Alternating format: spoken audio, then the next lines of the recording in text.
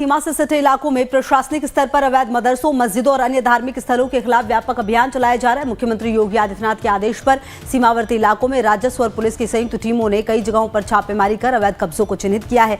बिना मान्यता और मानकहीन रूप से संचालित मदरसों को सील किया जा रहा है और सरकारी भूमि पर बने अवैध धार्मिक स्थलों को ध्वस्त किया जा रहा है। श्रावस्ती में बीते दिन अवैध रूप से चल रहे 5 मदरसों को सील किया गया। बलरामपुर में 8 मदरसे को नोटिस किया गया, जबकि 3 मजारों से अवैध कब्जा हटा लिया गया। नेपाल बॉर्डर के 15 किलोमीटर के दायरे में अस्थायी और स्थायी अतिक्रमण की बेदखली की कार्रवाई की गई है। उत्तर प्रदेश में अवैध मदरसों पर जो एक्शन है वो लिया जा रहा है। और राजीव ओझा हमारे सहयोगी ज्यादा जानकारी के लिए इसी खबर पर हमारे साथ। राजीव, देखिए लगातार मदरसों पर जो खास करके अवैध तरीके से चलाए जा रहे हैं उन पर एक्शन हो रहा है। ऐसे में एक बार फिर से अवैध मदरसों पर एक्शन हुआ है। 3 मजार से अवैध कब्जा हटाया गया है। क्या कुछ जानकारी आपके पास इस पूरे मामले में?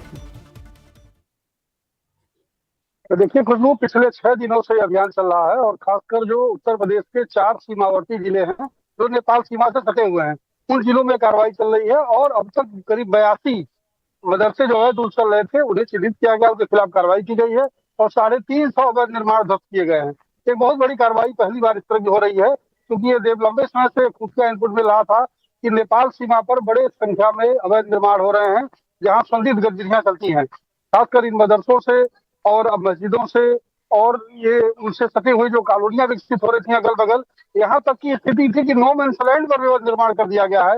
नो मैंस लैंड वो एरिया होती है जहाँ दोनों देशों की ओर से कोई निर्माण नहीं किया जाता, उसे खाली रखा जाता है और वहाँ कोई कार्रवाई दोनों देश नहीं करते हैं, दोनों की सहमति से ही कोई चीज होता है।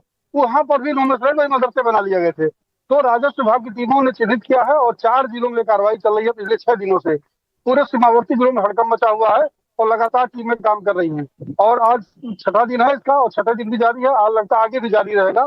फिर 8 जिले सीमा पे पड़ते हैं नेपाल सटे हुए। ये कार्रवाई उन सभी 8 जिलों तक धीरे धीरे फैलेगी। फिलहाल 4 जिलों तक चल रही है। ये बड़ी कार्रवाई है, लंबे समय तक ये इससे प्रतीक्षित थी और सेंट्रल एजेंसीज का खुफिया इनपुट था, स्टेट पुलिस की एजेंसियों का खुफिया इनपुट था।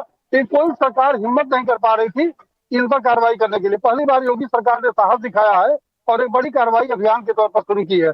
निश्चित रूप से इसका जो सीमावर्ती जिलों में कानून व्यवस्था पर एक बड़ा असर आने वाले दिनों में देखने को मिलेगा। जी बिल्कुल। अच्छा राजीव, देखिए एक बात ये भी है, जब मदरसों को इस तरह से जब एक्शन होता है अवैध मदरसों पर, हमने कई बार देखा है कि वहां पर जो स्थिति है वो नियंत्रण में नहीं रहती, लेकिन इस बार हमने देखा है कि जब अवैध मदरसों पर और इस तरह से जब कार्रवाई हो रही है तो कहीं ना कहीं सिचुएशन कंट्रोल में, मतलब कानून व्यवस्था को ध्यान में रखते हुए तमाम चीजें की जा रही है। राजीव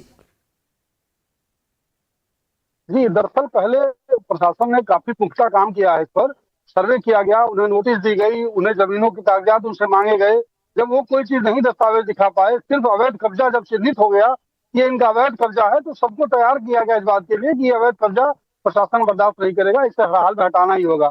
उन्हें मौका भी दिया गया था, कुछ लोगों ने स्वतः हटाया भी है।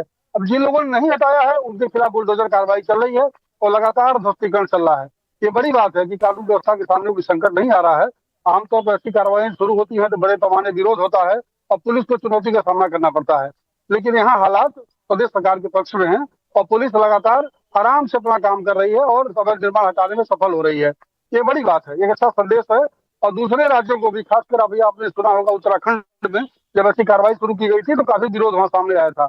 वहां भी ऐसे ही अवैध निर्माण किए गए थे, कहीं मजारें बना ली गई थी, कहीं मदरसे बना लिए गए थे, कहीं मस्जिदें बना ली गई थी।